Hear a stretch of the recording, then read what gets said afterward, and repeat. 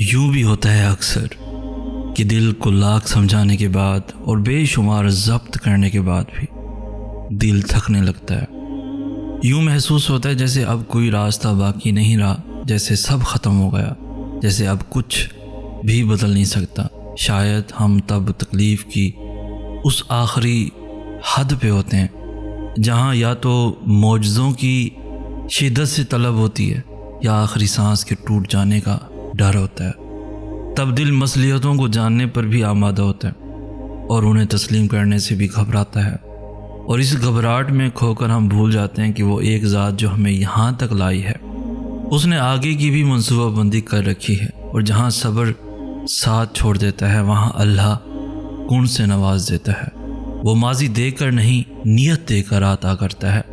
وہ یہ نہیں کہتا کہ اب دوبارہ سے کیوں آئے ہو، وہ تو کہتا ہے اب آ ہی گئے ہو تو میرے پاس بیٹھ جاؤ۔ وہ یہ نہیں کہتا کہ پھر سے وہی کہانی لائے ہو، وہ تو کہتا ہے اب لے آئے ہو تو تسلی سے ساری کہانی سنو۔ وہ یہ نہیں کہتا کہ میری تو سنتے نہیں ہو تو میں کیوں تمہاری سنوں، وہ تو کہتا ہے اب اتنی مدت کے بعد جو دیدار کروایا ہے تو بس جو سنانا ہے سناتے جاؤ۔ وہ یہ نہیں کہتا کہ اپنی غرض کے لیے میرا نام کیوں لے رہے ہو، میرے پاس کیوں آئے ہو، وہ تو کہتا ہے اب اگر پکار ہی رہے ہو، اب اگر میرے پاس آ ہی گئے ہو تو اپنی اس میٹھی آواز میں میرا نام دہراتے جاؤ، اتنا دہراؤ کہ میری محبت کے پاس نہ کہنے کی گنجائش ہی باقی نہ رہے۔ بس پھر وہ مان جاتا ہے۔ پھر وقت کیا، قسمت کیا، موسم کیا، دنیا کیا، لوگ کیا، نصیب کیا، سارا جہاں بدلتا ہے۔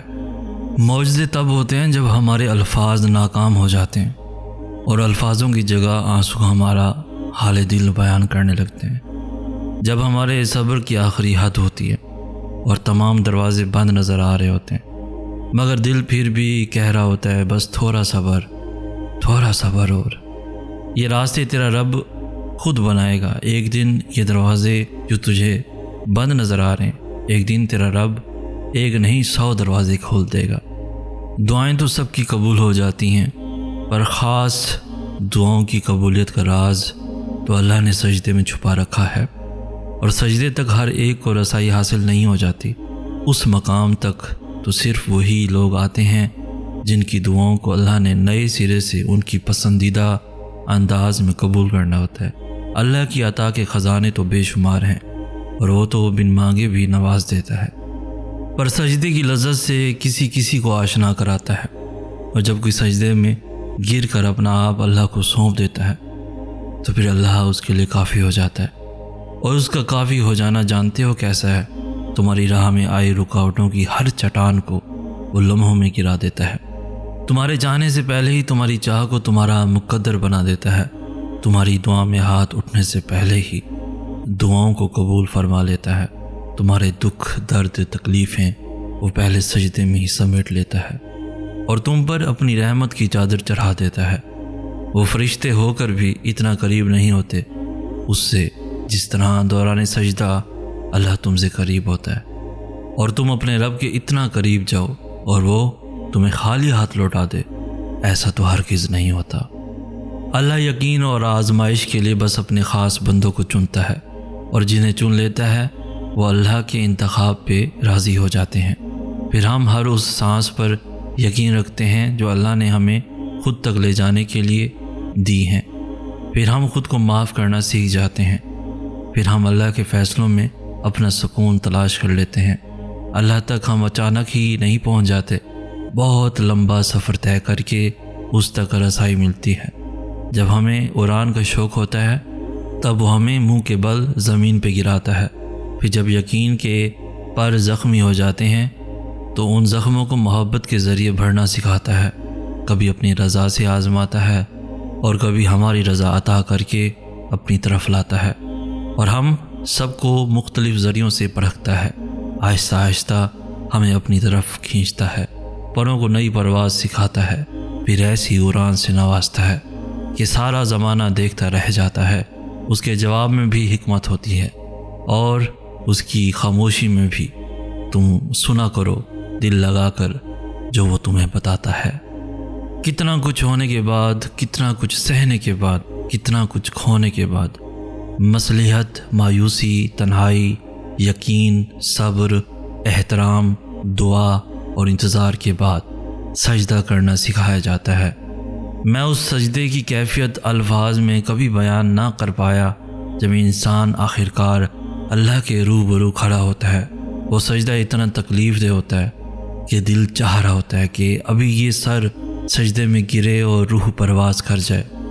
اور اس وقت کا منظر الفاظ میں کیسے بیان ہو سکتا ہے؟ جو اللہ سے ملاقات کی جاتی ہے، ندامت سے بھری آنکھیں اور شرم سے بھرا دل اس کے سامنے کھول کر رکھ دیا جاتا ہے۔ آنکھوں سے رواں آنسو اور صبر کی کیفیات سنائی جاتی ہیں۔ جب نہ دائیں جانب کوئی شخص ہوتا ہے، نہ بائیں جانب کوئی شخص ہوتا ہے، چار سو اللہ کی آغوش محسوس ہوتی ہے، جیسے اسے زور سے گلے سے لگا رکھا ہو۔ جب الفاظ کی لمبی فہرست بھی ختم ہو جاتی ہے اور خاموشی سے روح لرز اٹھتی ہے، جب دعا کے لیے ہاتھ اٹھانے کی بھی ہمت نہیں رہتی، بس پھر اس آخری مرحلے پہ پہنچ کر رب مل جاتا ہے۔ تب دل کہتا ہے، یا اللہ، میں بڑے حادثوں سے گزر کر آیا ہوں یہاں تک، میں نے صبر میں کمی نہیں کی، تو اب مجھے بھی سلے میں کمی نہ دینا، اب مجھے بھی سلے میں تو چاہیے، صرف تو۔ بس پھر وہ مل جاتا ہے اور سب مکمل ہو جاتا ہے۔ میں تمہیں ایک بات بتاؤں، دراصل ساری کہانی ہمارے یقین کی ہے۔ وہ رب کہہ چکا ہے کہ مجھ سے جیسا گمان رکھو گے میں ویسا ہی ملوں گا۔ اگر تم اپنی دعاؤں میں شک میں مبتلا رہو گے تو پھر شاید ہی تمہاری دعائیں قبول ہوں۔ تم یہ یقین کیوں نہیں کرتے کہ وہ تمہیں کوئی اذیت نہیں دے گا؟ وہ ہر ناممکن کو ممکن کر دے گا۔ جب تک تم یقین نہیں کرو گے، دعائیں قبول نہیں ہوں گی۔ اس کی محبت ہم سے یہ مطالبہ کرتی ہے کہ ہم اس پر اندھا یقین کریں، اس کی قدرت پر کوئی سوال نہ اٹھائیں۔ وہ سمندر کے درمیان راستہ بنانے والا رب تمہیں بھی طوفان سے بچا لے گا۔ وہ کشتی نوح کو پار لگانے والا رب تمہیں بھی ڈوبنے نہیں دے گا۔ وہ آگ کو ٹھنڈا کرنے والا رب تمہیں بھی آزمائش سے نکال دے گا۔ تم یقین تو کرو، تم سوال تو کرنا چھوڑو اس کے کن پر، اور پھر تم دیکھو گے وہ سب جو تم دیکھنا چاہتے ہو۔ اللہ تمہیں تمہاری دعاؤں سے آزماتا ہے، وہ تمہیں ہر اس چیز سے آزماتا ہے جو تمہاری دعاؤں کا حصہ ہوتی ہیں، کیونکہ دعاؤں میں وہ ہی رہتے ہیں جن سے تمہیں بے پناہ محبت ہوتی ہے۔